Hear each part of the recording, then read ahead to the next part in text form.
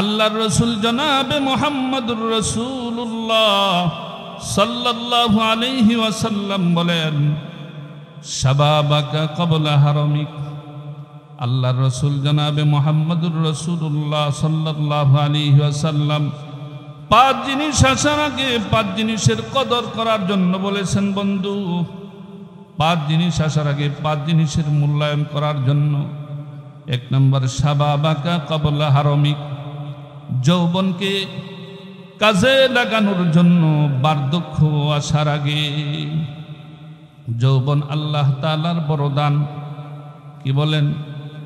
যৌবন আল্লাহ তাআলার বরদান, আল্লাহ তাআলার বড় নিয়ামত যৌবনকাল। যৌবন যারা হারিয়ে ফেলেছে, এই যৌবন কিন্তু আর ফিরে আসবে না। কি বলেন? আসবে? যৌবনকাল আর ফিরে আসবে না। যৌবন অত্যন্ত দামি সময়। এই যৌবন সময়ে, যৌবনকালে কেউ যদি আল্লাহ তাআলার ইবাদত বন্দেগী করে, আল্লাহর রাজামন্দি হাসিল করে ফেলায়, বন্ধু, আল্লাহ তাআলা তার বিনিময়ে আল্লাহ তাআলা তাকে জান্নাত দিয়ে দিবেন। বলেন সুবহানাল্লাহ। যৌবন অত্যন্ত দামি সময়, মূল্যবান সময়।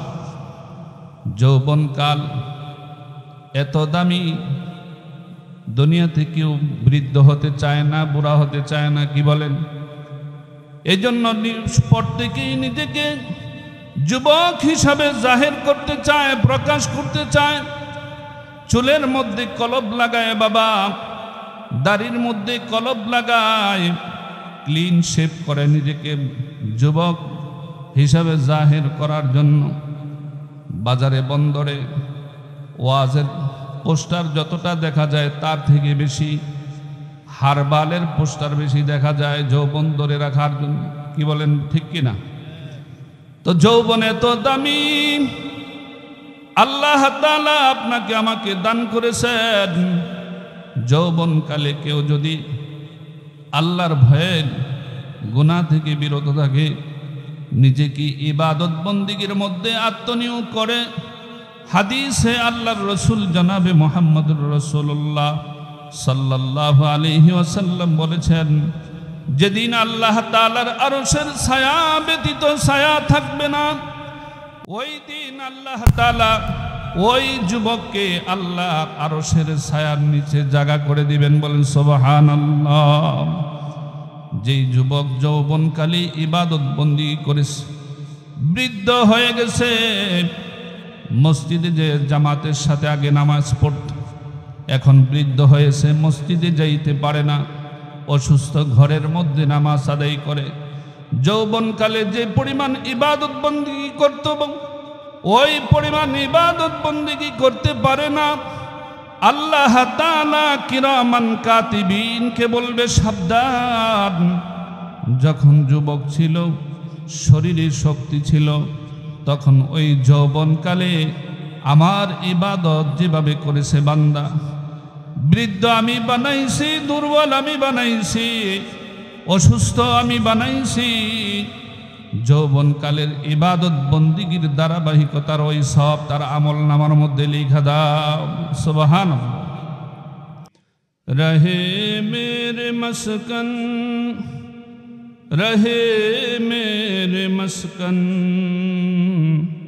हवाले काबा, बने मेरे मदफन, दियार मदीना, बलगल उला बिकमालिही, कशफत दुजा बिजमालिही, हसनत जमीउ खिसालिही, सल्लु अलैहि व आलिही, सल्लिमू या कौम बल सल्लु अला सदरिल अमीन, मुस्तफ़ा मा जाअ इल्ला रहमतल लिल आलमीन। या रब्बि सल्लि व सल्लिम दाइमन अबदा अला हबीबिका खैरिल खल्क़ि कुल्लिहिम। ला इलाहा इल्लल्लाह, ला इलाहा इल्लल्लाह, লা ইলাহা ইল্লাল্লাহ লা ইলাহা ইল্লাল্লাহ লা ইলাহা ইল্লাল্লাহ লা ইলাহা ইল্লাল্লাহ মুহাম্মাদুর রাসূলুল্লাহ সাল্লাল্লাহু আলাইহি ওয়াসাল্লাম। জামিয়াতুস সুন্নাহ দারুল উলুম নেহাব মাদ্রাসার উন্নতিকল্পে ও হাফেজ ছাত্রদের পাগড়ি প্রদান উপলক্ষে আজকের এই মহতি জলসার দ্বিতীয় অধিবেশন উপস্থিত যোগ্য বুজুর্গ ওলামাই কেরাম, সামনে উপবিষ্ট যুবক ভাইয়েরা, বুড়া বাবারা, পর্দার অন্তর্নিশী মা ও বোনেরা, আল্লাহ রব্বুল আলামিনের দরবারে অসংখ্য শুকরিয়া, যেই মহান মুনিব আমাদেরকে দয়া করে মায়া করে রহমতি বরকতি জান্নাতের টুকরা বাগানে আল্লাহ তাআলা আমাদেরকে আসবার এবং বসবার তৌফিক দান করেছেন। এজন্য সকলেই কালিমাতু শুকর আদায় করি আলহামদুলিল্লাহ। আমাদের মতো বহুত মানুষ এখনো বাজারে বাড়িতে বসে আছেন, যাদের কানে মাইকের আওয়াজ পৌঁছতেছে। আমি সকলকেই অনুরোধ করব যে আমরা জান্নাতের বাগানে আমরা সকলে চলে আসি। যে আমি আপনাদের সামনে কোরআনে হাকিমের 103 নম্বর সূরাতুল আসর আপনাদের সামনে তেলাওয়াত করেছি। বিশ্বনবী মুহাম্মদুর রাসূলুল্লাহ সাল্লাল্লাহু আলাইহি ওয়াসাল্লামের অসংখ্য হাদিস থেকে একখানা হাদিস পাঠ করেছি যে সূরাতুল আসর কোরআনে হাকিমের সবচেয়ে ছোট্ট সূরা হলো সূরাতুল কাউসার। তারপরের যে সূরাটা তা হইল সূরাতুল আসর। সূরা আসর আপনাদের সামনে আমি তেলাওয়াত করেছি। আল্লাহ রব্বুল আলামিন আমার জবান থেকে এমন কিছু কথা যেটা আমার জন্যও উপকারী হবে, আমি নিজেও যেন আমল করতে পারি, আপনারাও যেন আমল করতে পারেন, আল্লাহ তাআলা যেন সেই তৌফিক আপনাকে আমাকে দান করেন। সকলে বলি আমিন। আমি আপনাদের সামনে সূরাতুল আসর তেলাওয়াত করেছি। আসর অর্থ হলো সময়, যোগ বা কাল। আল্লাহ রব্বুল আলামিন সূরা আসরের মধ্যে আল্লাহ তাআলা সময়ের কসম করেছেন, হায়াতের কসম করেছেন। কেন বন্ধু? যে হায়াতের কসম এই জন্য করেছেন যে হায়াত অত্যন্ত মূল্যবান সম্পদ, যেটা বাজারে বিক্রি হয় না। হায়াত কিনা যায় না। কি বলেন, কিনা যায়? যে হায়াত বাবা এমন এক দৌলত যেটা আল্লাহ তাআলা আপনাকে আমাকে বিশেষভাবে দান করেছেন। হায়াত কিন্তু কিনা যায় না বন্ধু। হায়াত এমন এক দৌলত যেটা চিন্তাই করা যায় না, কেউ কাউকে দান করতে পারে না। আল্লাহ রাব্বুল আলামিন আপনাকে আমাকে হায়াত নামক দৌলত দিয়ে আল্লাহ কোরআনে কারিমে কসম করেছেন, ওয়াল আসর, সময়ের কসম, যুগের কসম, হায়াতের কসম। বান্দা, তোমাকে যে আমি হায়াতটা দান করেছি, এই হায়াতটা অত্যন্ত দামি, অত্যন্ত মূল্যবান, অত্যন্ত দামি, অত্যন্ত মূল্যবান। এই হায়াত দিয়ে বান্দা জান্নাত ক্রয় করতে পারে। আল্লাহ তাআলা ওই হায়াতের কসম করেছেন। আল্লাহ বলেন, ওয়াল আসর ইন্নাল ইনসানা লাফি খুসর। আল্লাহ বলেন সময়ের কসম, যুগের কসম। হায়াত আল্লাহ তাআলা কোরআনে হাকিমের মধ্যে আল্লাহ তাআলা অনেক জায়গায় কসম করেছেন। আমরা সাধারণত কসম করে থাকি আমাদের কথাকে মজবুত করার জন্য, কি বলেন, বলি না আল্লাহর কসম। তো আল্লাহ তাআলা কেন এখানে কসম করেছেন? আল্লাহ তাআলা এখানে কসম করার অর্থ হলো, উদ্দেশ্য হলো, আল্লাহ তাআলা বুঝাইতে চেয়েছেন বান্দা, হায়াত অত্যন্ত দামি, অত্যন্ত মূল্যবান সম্পদ। হায়াত যদি তোমার চলে যায়, এই হায়াত তুমি আর ফিরে আনতে পারবে না। হায়াতের মাধ্যমে আল্লাহ তাআলাকে খুশি করার মাধ্যমে বান্দা জান্নাত অর্জন করতে পারে। হায়াত এত দামি মূল্যবান সম্পদ আল্লাহ তাআলা সকলকে দান করেছেন। যে হায়াত আল্লাহ তাআলা আপনাকে আমাকে দিয়েছেন, যে হায়াত কখন কার শেষ হয়ে যাবে এটা কেউ বলতে পারবে না। কি বলেন, বলা যাবে কি না? আল্লাহ তাআলা মৃত্যুকে গোপন রেখেছেন। আল্লাহ তাআলা দুনিয়ার এই রং তামাশাকে একদিন আপনার আমার জন্য শেষ করে দিবেন। কি বলেন, ঠিক কিনা? এই রঙিন পৃথিবীতে যার জন্য বন্ধু আপনি আমি সময় নষ্ট করতেছি, যার পিছনে আপনি আমি ঘুরতেছি, আমাকে কিন্তু এই দুনিয়ার সাথে আমার সম্পর্ক ছেদ হয়ে যাবে। কেউ আপনার আমার বন্ধু হবে না। এই রঙিন পৃথিবী আপনাকে আমাকে ছেড়ে যেতে হবে কিনা বলেন?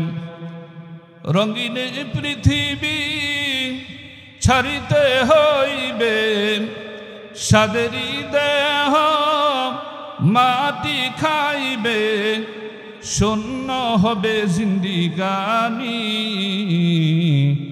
কার লাগিয়া এত মায়া এত চোখের পানি।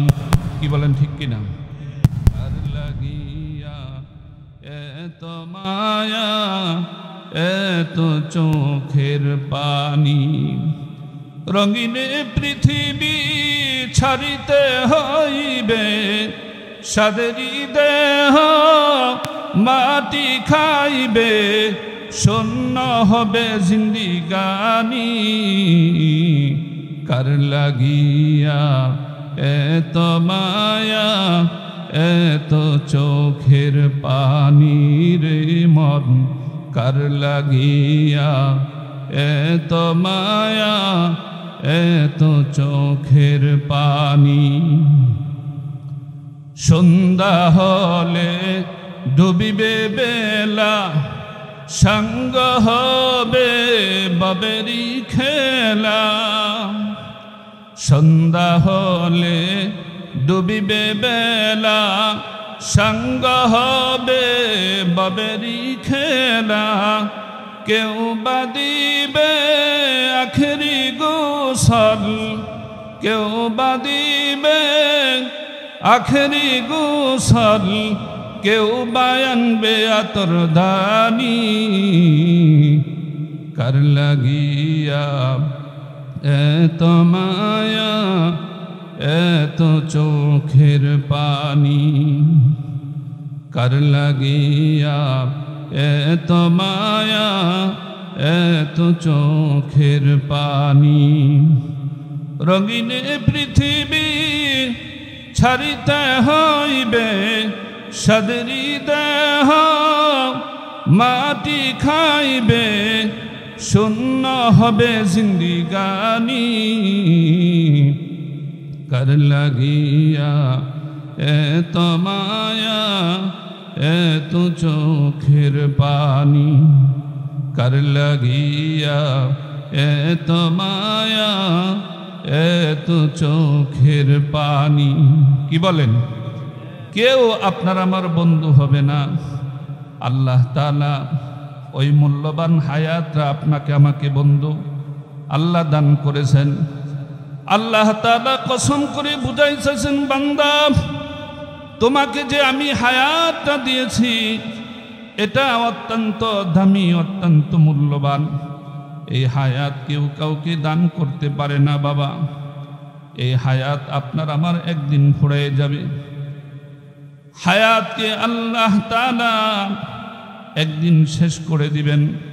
আপনার আমার নির্দিষ্ট সময়ে মালাকুল মউত আপনার আমার কাছে হাজির হবে। ইদা জাআ আজালুহুম লা ইয়াস্তাখিরুনা সাআতান ওয়া লা ইস্তাকদিমুন। নির্দিষ্ট সময়ে মৃত্যু আপনার আমার কাছে হাজির হয়ে যাবে বন্ধু। আল্লাহ তাআলা ওই হায়াতের কসম করেছেন বন্ধু। হায়াত অত্যন্ত দামি, অত্যন্ত মূল্যবান। আল্লাহ তাআলা বলে ইন্নাল ইনসানা লাফি খুসর। আল্লাহ বলেন সমস্ত মানুষ ক্ষতির মধ্যে রয়েছে। কাবার ইমাম যিনি, তিনিও ক্ষতির মধ্যে আছেন। বাইতুল্লাহর ইমাম, মসজিদে নববীর ইমাম, সমস্ত পৃথিবীর মানুষ এই ক্ষতির মধ্যে রয়েছে। আল্লাহ বলেন ইন্নাল ইনসানা লাফি খুসর। সমস্ত মানুষ ক্ষতির মধ্যে রয়েছে, ক্ষতিগ্রস্তের মধ্যে রয়েছে। কিভাবে ক্ষতির মধ্যে রয়েছে? আপনার আমার হায়াত সেকেন্ডে সেকেন্ডে কমতেছে বাবা, কি বলেন ঠিক কিনা? এই যে আপনি আমি কিছু সময় এখানে বসে রয়েছি, কোরআন হাদিসের আলোচনা শুনতেছি বাবা, আপনার আমার হায়াত থেকে সময়টুকু যে চলে গেছে, জীবনে আর কোনোদিন এটা ফিরে আসবে না। কি বলেন, ফিরে আসবে কিনা? আপনার আমার হায়াত থেকে যে আজকের এই দিনটা চলে গেল, আজকের এই রাত্রটা যে চলে যাচ্ছে, এই রাত্রটা আপনার আমার জিন্দেগিতে বন্ধু আর ফিরে আসবে না। কি বলেন ঠিক কিনা? আপনার আমার হায়াত বাড়তেছে না কমতেছে? বলেন কমতেছে। আপনার আমার হায়াতটা বন্ধু কমতেছে। যতই সময় যাচ্ছে আপনার আমার হায়াত কমতেছে। প্রতিটা মুহূর্তে মুহূর্তে আপনার আমার সময় কমতেছে। কোনো ব্যবসায়ীর যদি 5 লক্ষ টাকা মূলধন থাকে, যদি প্রতি মিনিটে তার 1 টাকা করে কমতে থাকে, কে বলেন তার ব্যবসা লাভবান না ক্ষতিগ্রস্ত? সে ক্ষতির অন্তর্ভুক্ত। আল্লাহ বলেন ইন্নাল ইনসানা লাফি খুসর। সমস্ত মানুষ ক্ষতির মধ্যে রয়েছে, ক্ষতির অন্তর্ভুক্ত রয়েছে।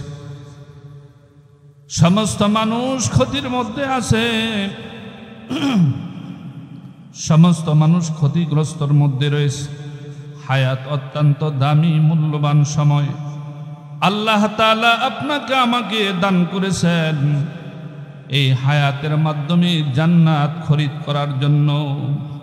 আল্লাহ বলেন ইন্নাল্লাহা আশতারা মিনাল মুমিনিনা আনফুসাহুম ওয়া আমওয়ালাহুম বিআন্না লাহুমুল জান্নাহ। আল্লাহ তাআলা মুমিনের জান এবং মালের বিনিময়ে জান্নাতকে খরিদ করে নিয়েছেন। জান এবং মালের বিনিময়ে বান্দাকে আল্লাহ তাআলা জান্নাত দান করবেন বন্ধু। হায়াতকে আল্লাহ তাআলা পরকালের পুঁজি উপার্জন করার জন্য আপনাকে আমাকে দান করেছে। এজন্য বন্ধু আপনার আমার হায়াতকে কাজে লাগাইতে হবে। আল্লাহর হাবিব জনাবে মুহাম্মদুর রাসূলুল্লাহ সাল্লাল্লাহু আলাইহি ওয়াসাল্লাম বলেন ইগতানিম খামসান ক্বাবলা খামসিন, শাবাবাকা ক্বাবলা হারমিক, ওয়া সিহাতাকা ক্বাবলা সুকুমিক, ওয়া গিনাআকা ক্বাবলা ফাকরিক, ওয়া হায়াতাকা ক্বাবলা মাউতিক। আল্লাহর রাসূল জনাবে মুহাম্মদুর রাসূলুল্লাহ সাল্লাল্লাহু আলাইহি ওয়াসাল্লাম বলেন শাবাবাকা ক্বাবলা হারমিক। আল্লাহর রাসূল জনাবে মুহাম্মদুর রাসূলুল্লাহ সাল্লাল্লাহু আলাইহি ওয়াসাল্লাম 5 জিনিস আসার আগে 5 জিনিসের কদর করার জন্য বলেছেন বন্ধু। 5 জিনিস আসার আগে 5 জিনিসের মূল্যায়ন করার জন্য। 1 নম্বর শাবাবাকা ক্বাবলা হারমিক, যৌবনকে কাজে লাগানোর জন্য বার্ধক্য আসার আগে। যৌবন আল্লাহ তাআলার বড় দান। কি বলেন?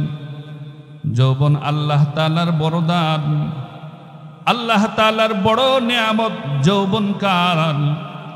যৌবন যারা হারিয়ে ফেলেছে এই যৌবন কিন্তু আর ফিরে আসবে না। কি বলেন, আসবে?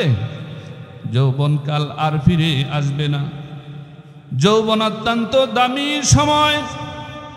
এই যৌবন সময়ে যৌবনকালে কেউ যদি আল্লাহ তাআলার ইবাদত বন্দেগী করে, আল্লাহর রাজামন্দি হাসিল করে ফেলায়, বন্ধু আল্লাহ তাআলা তার বিনিময়ে আল্লাহ তাআলা তাকে জান্নাত দিয়ে দিবেন। বলেন সুবহানাল্লাহ। যৌবন অত্যন্ত দামি সময়, মূল্যবান সময়। যৌবনকাল এত দামি, দুনিয়াতে কেউ বৃদ্ধ হতে চায় না, বুড়া হতে চায় না। কি বলেন? এই জন্য প্রত্যেকেই নিজেকে যুবক হিসাবে জাহির করতে চায়, প্রকাশ করতে চায়। চুলের মধ্যে কলব লাগায় বাবা, দাড়ির মধ্যে কলব লাগায়, ক্লিন শেভ করে নিজেকে যুবক হিসাবে জাহির করার জন্য।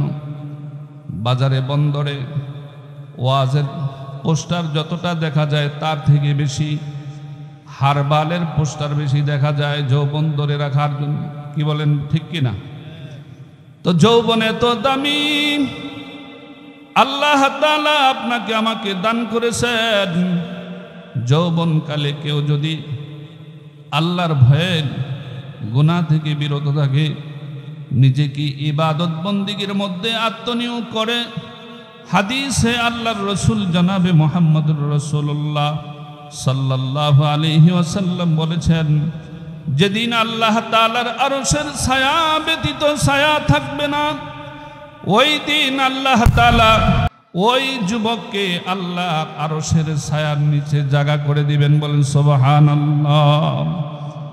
যেই যুবক যৌবনকালে ইবাদত বন্দেগী করেছে, বৃদ্ধ হয়ে গেছে, মসজিদে যে জামাতের সাথে আগে নামাজ পড়ত, এখন বৃদ্ধ হয়েছে, মসজিদে যাইতে পারে না, অসুস্থ, ঘরের মধ্যে নামাজ আদায় করে।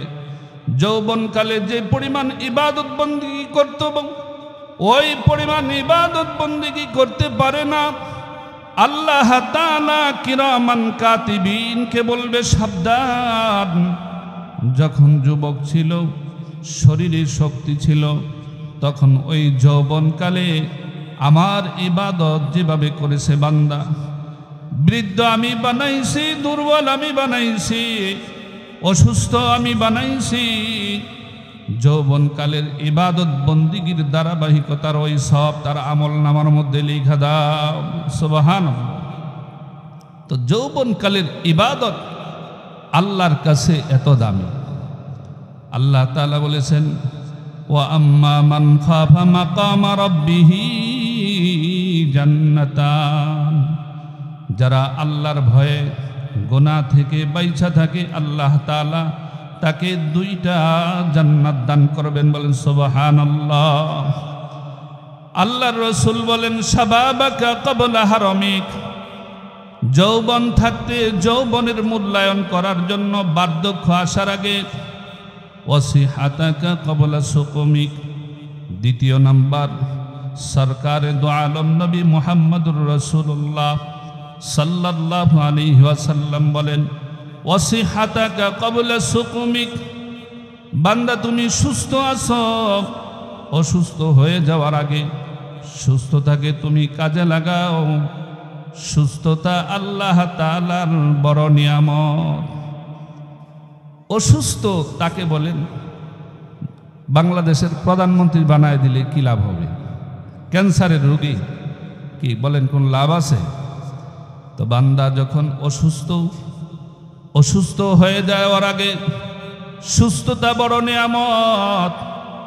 আল্লাহ তাআলা আপনাকে আমাকে সুস্থতার নিয়ামত দান করেছেন, বলেন আলহামদুলিল্লাহ। আমাদের মতো কত মানুষ ঘরের মধ্যে বিছানার মধ্যে কাতরাইতেছে, কত মানুষ হাসপাতালের বেডের মধ্যে শুয়ে আছে। বন্ধু, আপনাকে আমাকে আল্লাহ তাআলা সুস্থতার নিয়ামত দান করেছে। আপনার আমার অঙ্গ প্রত্যঙ্গ সুস্থ রেখেছেন। এই অঙ্গ প্রত্যঙ্গ যদি একটা নষ্ট হয়ে যায়, দুনিয়ার কোনো ডাক্তার, হাকিম, কবিরাজ আপনার আমার অঙ্গ প্রত্যঙ্গ দিতে পারবে? বলেন, দিতে পারবে? তা আল্লাহ তাআলা সুস্থতার নিয়ামত আপনাকে আমাকে দান করেছে। সুস্থতা বড় নিয়ামত। এজন্য আল্লাহর হাবিব বলেন, বান্দা তুমি সুস্থ থাকতে অসুস্থ হয়ে যাওয়ার আগে সুস্থতার তুমি মূল্যায়ন করো, কদর করো, সুস্থতার মূল্যায়ন করো। এক অসুস্থ ব্যক্তি ডাক্তারের কাছে গেছে, তার রোগটা এমন সুস্থ হইবার নয়। হাকিম চিন্তা করলেন, তাকে যদি আমি বলি তুমি কোনোদিন সুস্থ হবে না, তাহলে আমার প্রতি তার ধারণা খারাপ হতে পারে। এজন্য হাকিম ওই রোগীকে বললেন, তোমার চিকিৎসা হতে পারে যদি তুমি দুনিয়ার কোনো সুখী মানুষের জামা আমাকে আইনা দিতে পারো, তাহলে তুমি সুস্থ হতে পারবা। তো এই অসুস্থ ব্যক্তি দুনিয়াতে প্রত্যেকটা মানুষের কাছে যায়, যার ধন দৌলত দেখে, বড় বাড়ি গাড়ি দেখে মনে করে সেই বুঝি সবচেয়ে সুখী। তার কাছে যাওয়ার পরে বলে, আমি অসুস্থ, আপনি সুখী না অসুখী একটু বলেন। আপনি যদি সুখী হন, আপনার জামা দিয়ে আমার চিকিৎসা হতে পারে, আমি সুস্থ হতে পারি। প্রত্যেকের জীবনে কিছু সুখ দুঃখ আছে কিনা বলেন, কি বলেন? সুখ দুঃখ আছে কিনা? তো কেউ তাকে জামা দেয় না, প্রত্যেকেই বলে আমি সুখী না। মানুষের ধারে ধারে ঘুরে সে ব্যর্থ হয়ে যায়। জঙ্গলের পাশে যায়া সে পেরেশানি নিয়ে বসে আছে। জঙ্গল থেকে এক কাঠুরিয়া আসতেছে, তার মাথার মধ্যে কাঠের বোঝা। ওই অসুস্থ ব্যক্তিকে চিন্তিত অবস্থায় দেখে সালাম দিয়ে বলে, আসসালামু আলাইকুম, আপনার কোনো উপকার করতে পারি আমি? বলে, আপনি কি আমার উপকার করবেন? বলে, আপনি সুস্থ না অসুস্থ এটা আগে বলেন। আপনি সুখী না অসুখী বলেন। বলে, আমি বড় সুখী। তাহলে চলেন আপনার বাড়িতে যাই। কাঠুরিয়া বলে যে আমার বাড়িতে কেন যাবেন? যে আপনি যদি সুখী মানুষ হন, আপনার জামাটা আমার প্রয়োজন। কাঠুরিয়া বলে, আমার তো কোনো জামা নাই। তো অসুস্থ ব্যক্তি বলে, তাহলে আপনি সুখী হলেন কিভাবে? কাঠুরিয়া বলে, আমার শরীরে জামা না থাকতে পারে, কিন্তু আমার যে দেহটা আছে, বডিটা আছে, এটার মধ্যে কোনো রোগ বিমার নাই, আমি সুস্থ। আমি যখন নামাজের মধ্যে দাঁড়াই, তখন ইবাদতের মধ্যে বড় মজা পাই।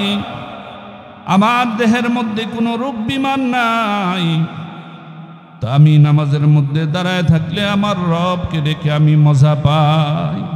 তো বন্ধু, সুস্থতা বড় নিয়ামত।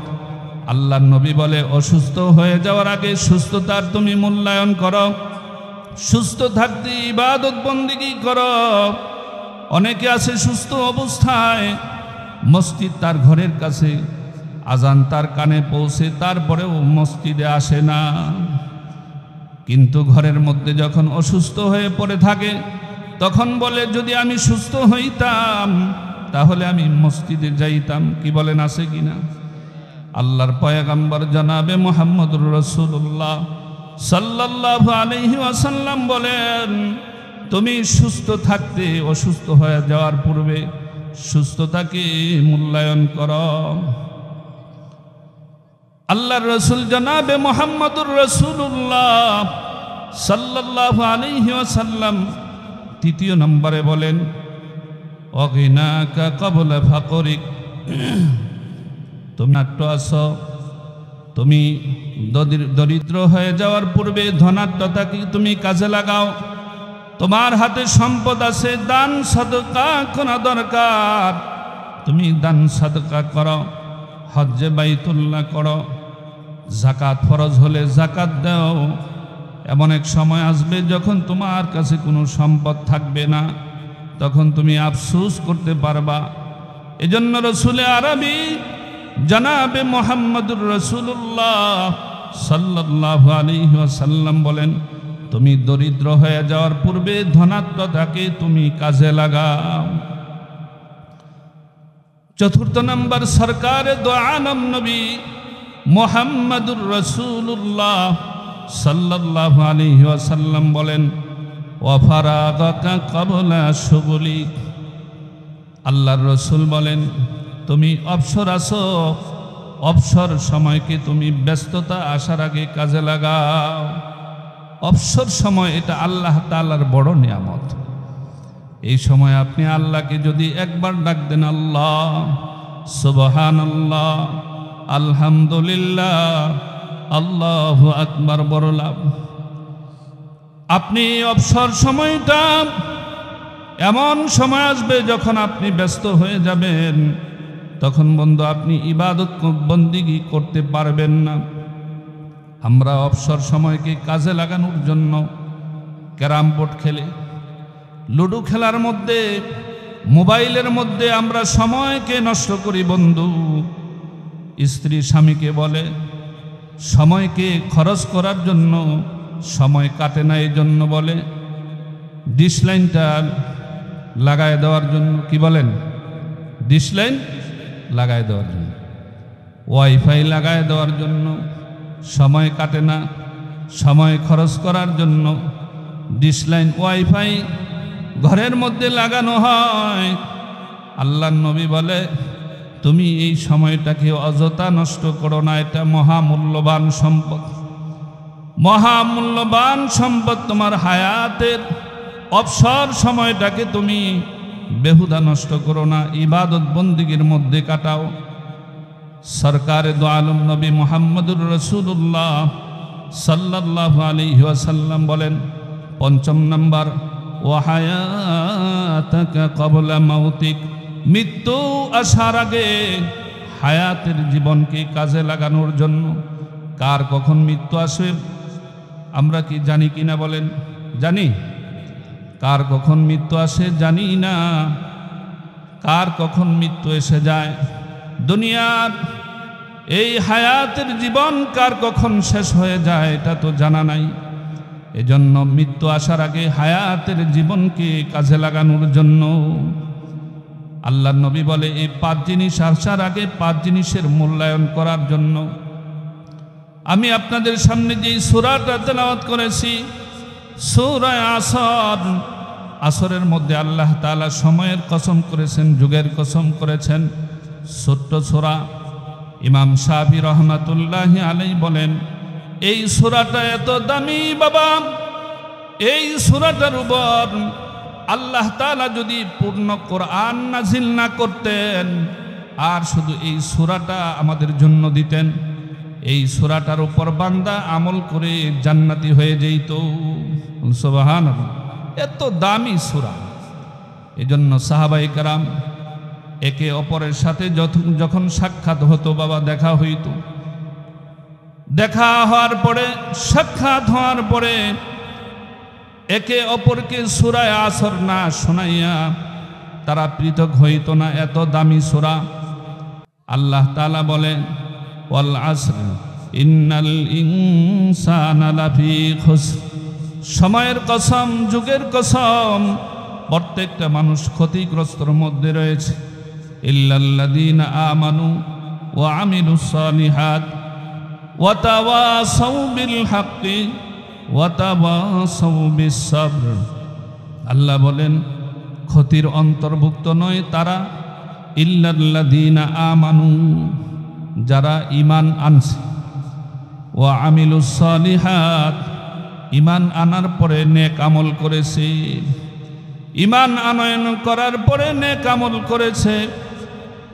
শুধু ঈমান আনছে আর নেক আমল করছে, শুধু ঈমান আনলে আর নেক আমল করলেই বাবা চলবে না। আল্লাহ তাআলা এখানে 4টা গুণের কথা বলেছেন। ওয়া তাওয়াসাউ বিল হক ওয়া তাওয়াসাউ বিস সাবর। যার মধ্যে বাবা এই 4টা গুণ রয়েছে, চার গুণে গুণান্বিত যারা, তারা ক্ষতির অন্তর্ভুক্ত নয়। এছাড়া পৃথিবীতে যত মানুষ আছে সকলেই ক্ষতির অন্তর্ভুক্ত। আল্লাহ বলেন, ইল্লাল্লাযীনা আমানু ওয়া আমিলুস সালিহাত, যারা ঈমান এনেছে এবং নেক আমল করেছে। ওয়া তাওয়াসাউ বিল হক, সত্যের উপর মানুষকে হকের কথা বলেছে। ওয়া তাওয়াসাউ বিল হক ওয়া তাওয়াসাউ বিস সাবর, মানুষকে হকের উপদেশ দিয়েছে, ধৈর্যের উপদেশ দিয়েছে। অনেকে আছে নামাজ পড়ে, বলে নিরিবিলি থাকি, কোনো রাজনীতির মধ্যে আমরা জড়িত না।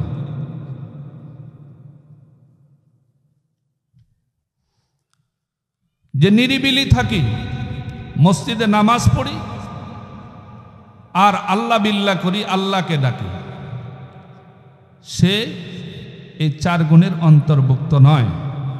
আল্লাহ বলেন, ঈমান আনার পরে নেক আমল করতে হবে এবং মানুষকে হকের উপদেশ দিতে হবে।